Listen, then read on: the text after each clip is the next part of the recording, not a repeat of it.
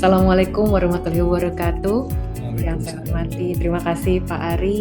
Yang saya hormati, dalam hal ini mungkin tadi recorded tapi pesannya mengena Pak, dari Pak Rektor, dari Prof. Dr. Insinyur Tata Cipta, dan terima kasih Prof. Suhono juga sangat lugas ya Pak ya, mulai dari Undang-Undang 1945 kok dia bisa sampai dengan AI itu luar biasa sekali. Dan yang saya hormati juga nanti pada gilirannya ada Profesor Prian Yuliarto. Memang sangat ditunggu-tunggu nih ya Pak ya, bagaimana juga nanti Bapak Menteri juga Pendidikan Tinggi bisa bersinergi juga dengan Kominfo untuk bisa menciptakan talenta-talenta yang lebih baik. Lalu yang saya banggakan para guru besar, dekan, dosen, dan tentunya mahasiswi terbaik bangsa yang berasal dari ITB dan juga mungkin secara umum ya Pak ternyata terbuka, dan dari sivitas akademik lain di luar ITB, dan juga para hadirin yang berbahagia. Dan juga saya lupa Pak Taufik Nur Azhar dari Dewan Pakar Asosiasi Prakarsa Indonesia Cerdas. Selamat siang Bapak. Terima kasih Bapak atas undangannya. Izinkan kami mewakili Ibu Mutia Fiada Hafid, Menkomdigi. Betul Pak bahwa pemikiran-pemikiran beliau tidak akan terbuang begitu saja, karena kami sudah diberikan wejangan oleh Ibu gitu, terkait dengan apa yang memang perlu disampaikan kepada seluruh sivitas akademi ITB maupun di luar dari ITB. Dan dalam kesempatannya Bu Mutia memang mendadak Pak, dan memang judul yang akan beliau sampaikan sesuai dengan apa yang sudah diharapkan, di mana peran Kementerian Komunikasi dan Digital dalam mendorong transformasi digital untuk menciptakan Indonesia yang lebih cerdas. Itu harapan kita semua. Dan bagaimana Pak digitalisasi Kementerian Kominfo, Kementerian Komdigi dalam hal ini bisa mengiringi digitalisasi supaya dampak yang diterima oleh kita adalah dampak positif Pak. Bagaimana dampak negatif ini bisa kita kelola, kita antisipasi, dan juga kita mitigasi.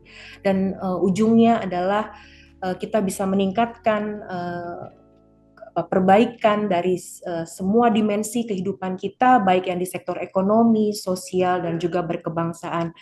Dan saya terhormat sekali Pak bisa berbicara dan beraudiensi dengan para ilmuwan, pemikir, inovator masa depan. Mohon izin Pak, saya koreksi, saya PLH Sekjen. Bapak Sekjen saya Pak Ismail juga adalah alumni dari ITB, dan kebetulan Pak hampir seluruh direktur ya yang sifatnya teknis di Komdigi itu banyak yang berasal dari ITB. Jadi kami sangat Bu Mutia pasti sangat memperhatikan Pak, karena ITB ini bagi Ibu adalah pusat unggulan untuk pengembangan teknologi dan ilmu pengetahuan serta inovasi yang mendukung pembangunan Indonesia ke depan, khususnya di bidang digital. Dan saya pikir juga posisi ITB ini juga sangat strategis dalam menciptakan peluang untuk memanfaatkan teknologi digital, di mana kita bersinergi betul Pak. Tadi mungkin Pak Suwono, Pak Ari, dan juga Pak Rektor juga sudah menyampaikan bahwa pentingnya kolaborasi antara pemerintah, industri, dan terutama dari akademisi ya Pak, untuk menciptakan talenta-talenta yang siap untuk bisa terjun di dunia digital. Baik, mungkin saya boleh dibantu untuk ke slide-nya Bapak mungkin Asrod. Ya,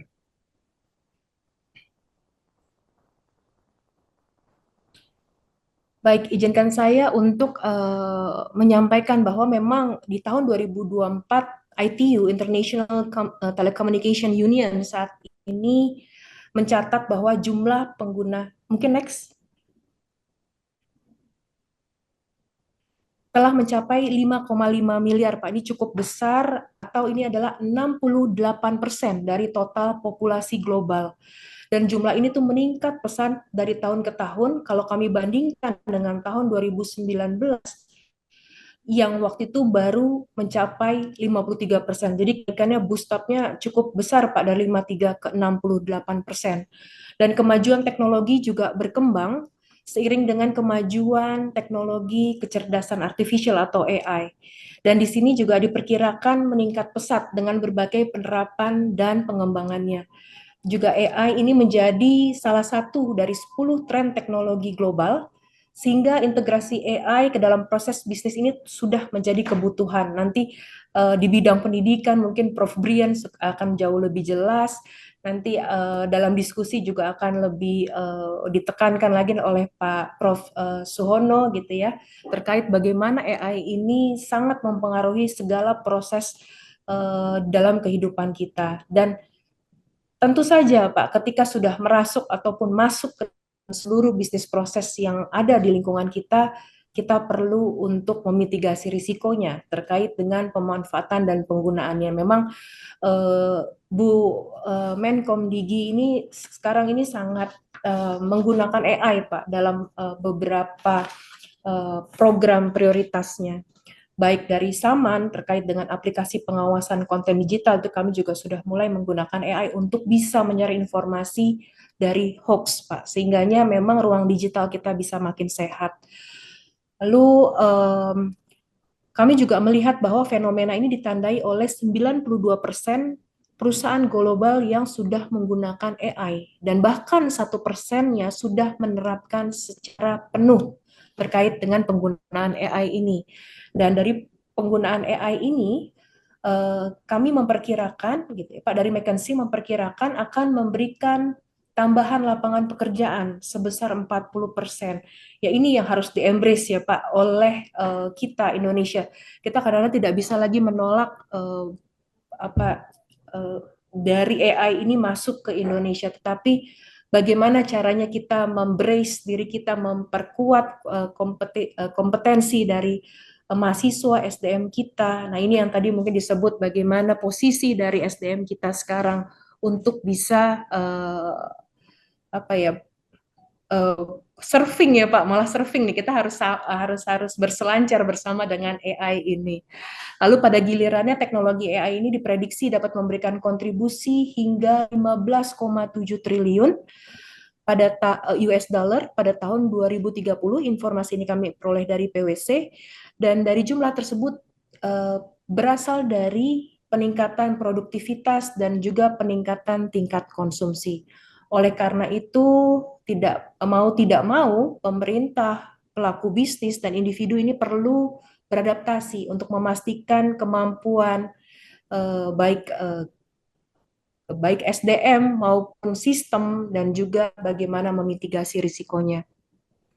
Nah, di Indonesia sendiri, Bapak Ibu sekalian, penetrasi internet ini sudah mencapai 221 juta orang, atau 79% dari populasi penduduk Indonesia. Ini sudah hampir, sedikit lagi sudah hampir seluruh masyarakat Indonesia yang sudah menerima penetrasi internet. Dan bahkan dari program-program kami, Pak, kami di tahun 2025 ini bahkan Bu Menteri sudah mulai membuat program terkait internet murah.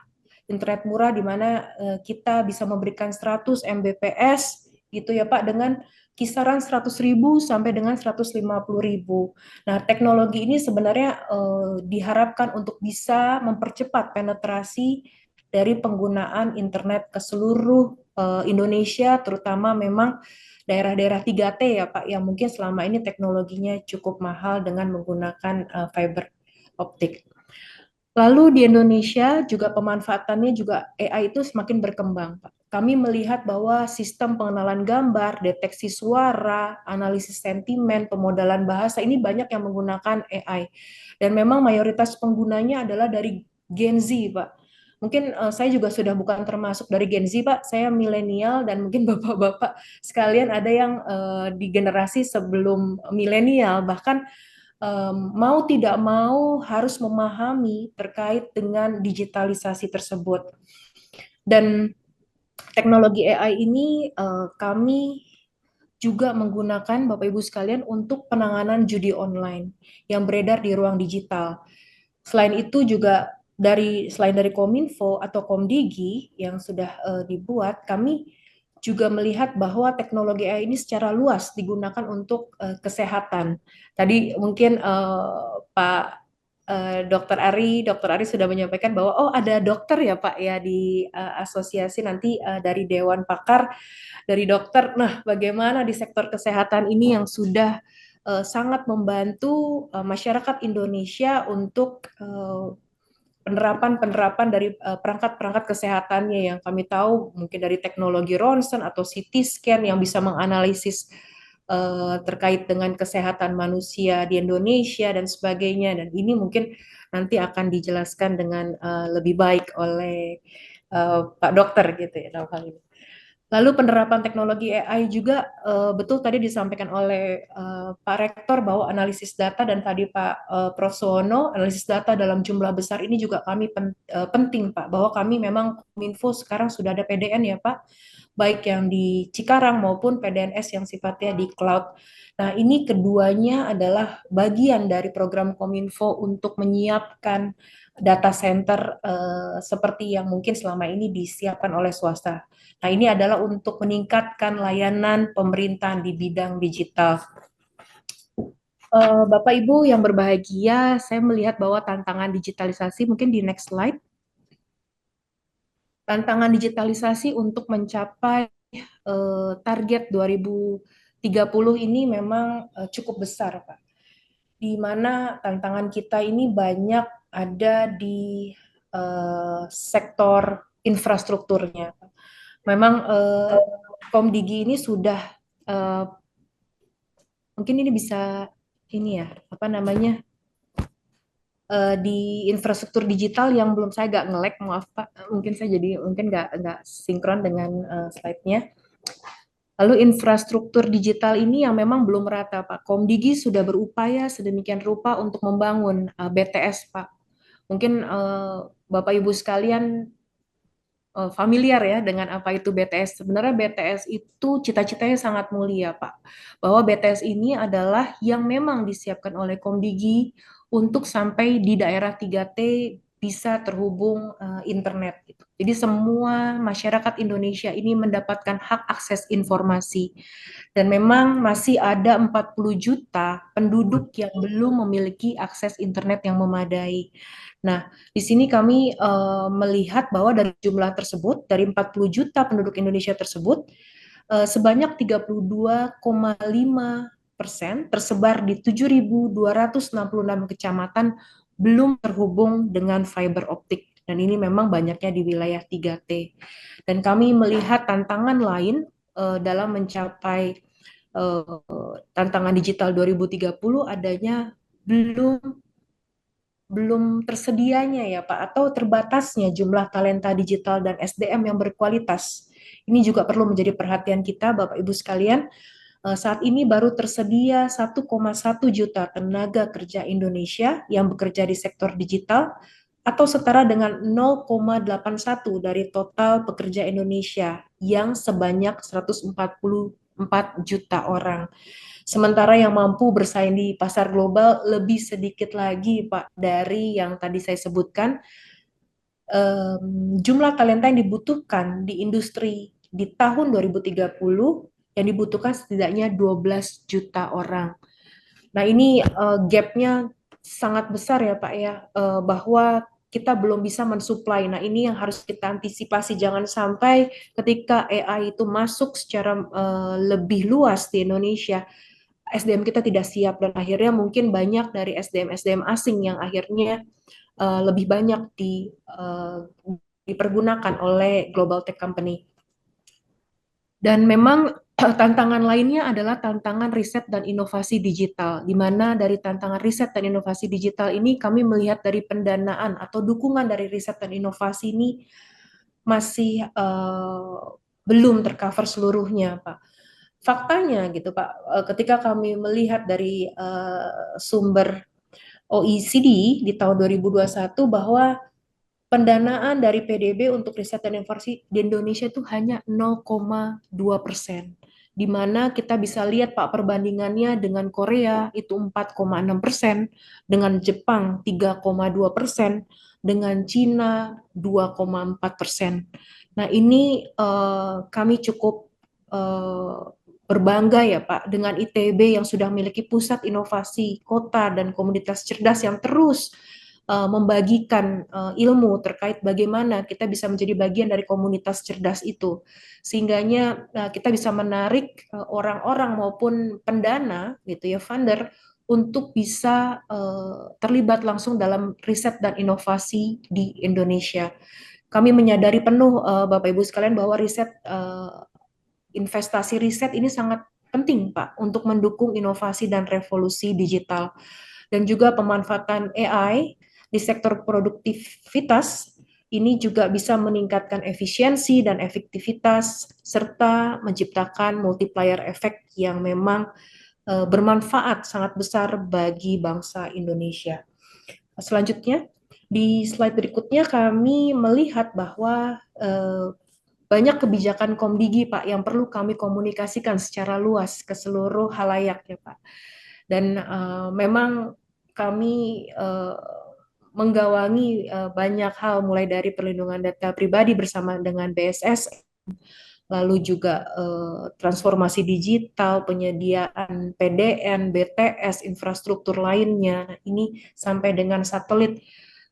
Kami perlu rasanya untuk bisa menyampaikan kepada Bapak Ibu sekalian bahwa kebijakan Komdigi dalam mendorong transformasi digital, kami memiliki dua peran utama. Yang pertama adalah mendorong digitalisasi di sektor pemerintah, ekonomi, dan SDM digital, dan yang kedua adalah yang ini cukup baru dan menjadi concern Ibu Menteri, Pak, yaitu menciptakan ruang digital yang aman dan ekosistem digital berkelanjutan. Ini ditandai betapa Ibu Menteri concern dengan hal ini sampai dibentuk dua Direktorat Jenderal baru yang khusus dan berfokus untuk menciptakan ruang digital yang aman, baik untuk dewasa maupun sekarang anak-anak, Pak. Ibu Menteri sudah mulai concern dengan menciptakan ruang digital yang ramah anak, serta ekosistem digital berkelanjutan. Kebijakan utama yang sudah ditelurkan adalah terkait dengan UU ITE nomor 1 tahun 2024 dan UU nomor 27 tahun 2002 tentang pelindungan data pribadi. Dan di sini kami melihat bahwa visi Indonesia Digital ini perlu kami terus dorong, Pak. Ini adalah dokumen yang memuat kebijakan teknis dan strategi digitalisasi yang mengakselerasi pertumbuhan ekonomi rata-rata mencapai 7-8%, serta mengurai rencana strategis secara lengkap ya Pak, terkait dengan pemanfaatan teknologi digital sebagai pilar utama pembangunan bangsa. Nah, memang 3 prinsip utama untuk mendorong visi Indonesia Digital 2024 yang digaungkan oleh Bu Menteri adalah terkait inklusivitas, di mana inklusif ini mencerminkan akses yang merata untuk semua kalangan, di mana penetrasi baik dari internet, penggunaan dari akses informasi, baik di perkotaan maupun daerah terpencil ini tidak ada yang tertinggal. Semua harus kita gandeng, semua harus kita rangkul demi inklusivitas.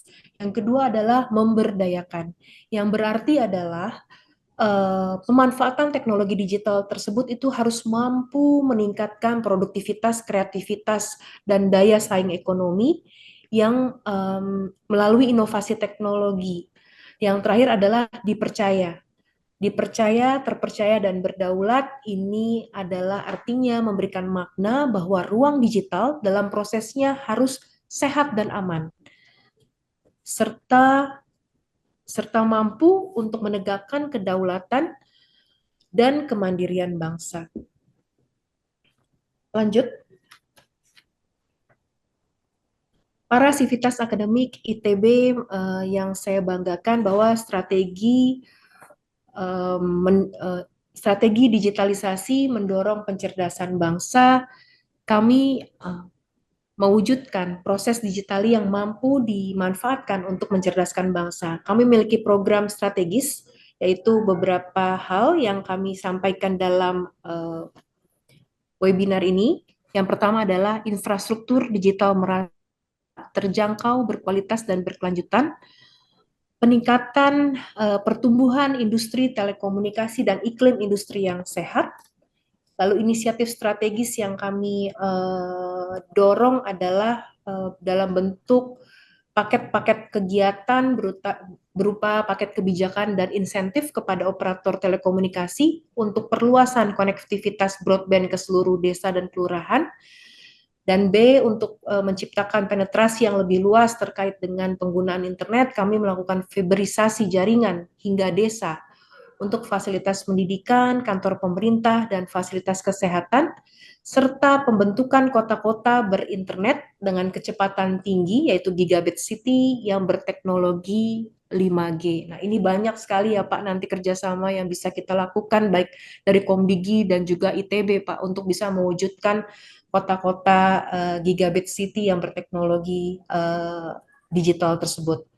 Nah, program lainnya kami juga melakukan transformasi digital, Pak, di sektor ekonomi. Concern kami, Pak, dalam satu dekade terakhir adalah membangun ekosistem digital terintegrasi. Kami mendukung terbentuknya startup sampai dengan ekosistem industri nasionalnya. Dan di sini bentuk aktivitasnya juga beragam, Pak, mulai dari pertanian, perikanan, energi, dan terutama yang mendukung dari program terbaru dari Pak Prabowo adalah Pak Presiden adalah ketahanan pangan dan energi. Ini yang betul-betul Bu Menteri selalu sampaikan di beberapa kesempatan bahwa kita menggunakan AI untuk mendorong ketahanan pangan dan juga energi. Lalu terkait dengan inisiatif strategis, di sini kami melihat aktivitas utama yang dapat mendorong adalah inovasi dan pemanfaatan teknologi, lalu juga seperti AI, blockchain, dan IoT. Nah, ini BPSDM kami, dan di sini kami melihat bahwa ada Bapak Hari, mantan dari Kepala BPSDM yang juga banyak bekerja sama juga dengan ITB, sekarang sebagai Widya Iswara di Komdigi. Ini juga banyak memberikan pelatihan-pelatihan terkait dengan AI, blockchain, dan IoT yang mungkin mahasiswa-mahasiswa ITB juga dapat mengikuti pelatihan yang bersertifikasi yang diberikan oleh Komdigi secara gratis melalui Digital Talent Scholarship. Next. Penciptaan SDM digital sebagai motor pencerdasan bangsa, Bapak Ibu sekalian, untuk melengkapi program-program di atas, bahwa kami melihat diperlukan sebuah program strategis untuk memenuhi kebutuhan SDM, di mana memang tidak hanya aspek kuantitas ya Bapak. Tadi walaupun kita bilang di awal kita membutuhkan 12 juta tenaga talenta digital sampai dengan 2030, tetapi bukan hanya kuantitas yang kita kejar, tetapi juga kualitas. Nah, ini yang memang perlu sinergi baik dari pemerintah maupun swasta dan juga akademik, bahwa ini juga kita melihat perlu ya Pak, bahwa tidak hanya teori-teori yang diajarkan, tetapi banyak praktik-praktik yang memang ketika mahasiswa itu lulus dan ketika dia terjun ke dunia digital, mereka dapat langsung berkontribusi dan pace up dengan apa yang dibutuhkan oleh industri itu sendiri. Dan juga kami melihat bahwa kegiatan utama kami yaitu pelatihan digital profesional untuk menutup gap tenaga kerja, lalu pengembangan ekosistem pelatihan, dan juga peningkatan literasi digital untuk pemanfaatan teknologi yang bijak dan produktif. Nah, ini sejalan dengan yang peningkatan literasi ini di level dasar, Pak. Jadi Komdigi ini memberikan pelatihan maupun dari pelatihan tingkat dasar sampai sertifikasi lanjut, Pak, yang memang nanti dikeluarkan oleh Global Tech yang oleh para mahasiswa ataupun masyarakat secara umum itu dapat digunakan untuk mungkin mengisi kekosongan tenaga kerja digital di Indonesia. Lalu kami juga bekerja sama dan kami memiliki politeknik dan balai pengembangan SDM tersebar di seluruh Indonesia yang dapat memberikan akses pelatihan setara dan sertifikat keahlian. Nah, ini juga terbuka, kami sangat membuka dengan tangan lebar ya Prof. Ari, bahwa terbuka untuk kolaborasi dengan ITB guna menyelenggarakan pelatihan dan sertifikasi digital berkualitas tinggi, dan saya percaya dengan tadi Pak Prof. Suhono di Pusat Inovasi Kota dan komunitas cerdas ini kita dapat membangun kolaborasi berkelanjutan, Pak, untuk mahasiswa dan juga masyarakat secara umum. Dan kebutuhan talenta digital Indonesia ini kami memfokuskan, Pak, untuk bidang AI, analisis data, dan keamanan siber. Nah, keamanan siber ini juga sangat penting, Pak. Ketika kita sudah memiliki data yang sebegitu besar, nah ini yang tantangan kita selanjutnya adalah keamanan siber. Nah, ini makanya menjadi fokus Komdigi di 3 hal ini, yaitu di AI, analisis data, dan juga keamanan siber. Lalu program 100.000 talenta digital per tahun dan penguatan STM ini juga sangat penting. Kami melihat bahwa science, technology, engineering, dan mathematics ini juga perlu kita kuatkan, Pak, untuk bisa mendukung tadi bidang-bidang AI, analisis digital, analisis data, dan juga keamanan cyber. Dan kami melihat dengan kita memiliki SDM yang kompeten, ini akan mempercepat perkembangan industri dan mendorong pertumbuhan ekonomi. Penciptaan SDM digital sebagai motor pencerdasan bangsa ini kami melihat ada 3 hal, Pak, pendekatannya, yaitu bagaimana kita membangun kecerdasan bangsa bisa ditempuh dengan pendekatan ekosistem dengan melibatkan seluruh elemen digital seperti infrastruktur, regulasi, SDM digital, keamanan data, dan juga riset tadi. Ini sangat penting. Ini kita mengembangkan secara sinergis dalam sebuah ekosistem yang mendukung inovasi.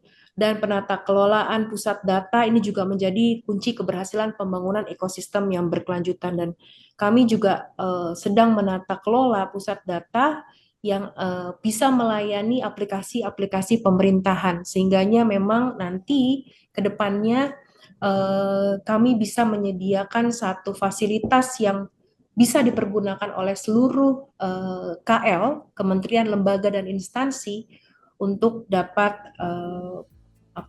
memberikan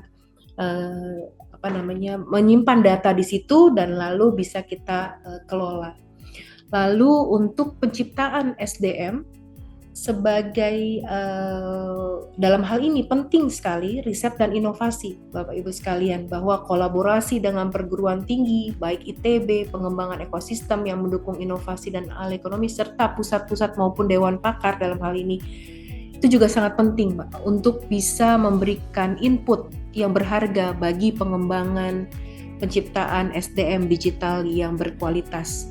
Dan terakhir, kami sangat mengharapkan ke depan bahwa kolaborasi ini bisa sustain, Pak, bisa terus berkelanjutan. Kita akan ciptakan program-program berkelanjutan yang baik, yang kami pikir kami sangat sejalan, Pak, dengan ITB, yaitu membangun kecerdasan Indonesia.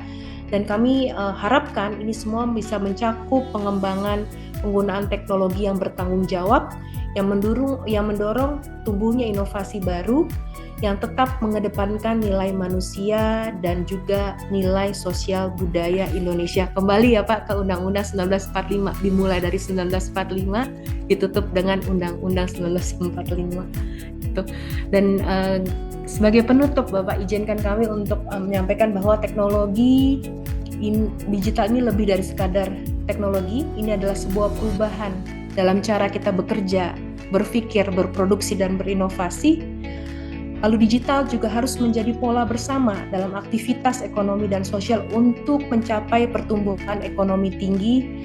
Dan kami juga menyerahkan, Pak, bukan menyerahkan ya, menyerahkan lalu bersinergi kepada ITB yang kami harapkan berperan sebagai pusat inovasi. Dan kami yakin ITB ke depan juga sudah memikirkan banyak program lainnya yang dapat berkontribusi dalam pengembangan ekosistem digital untuk mencetak talenta unggul dan mendukung perekonomian nasional terutama di bidang digital. Demikian mungkin saya akhiri pesan-pesan dari Ibu Menkomdigi. Semoga apa yang kami sampaikan dapat memberi manfaat bagi kita semua. Wassalamualaikum warahmatullahi wabarakatuh. Terima kasih Bapak Ibu sekalian.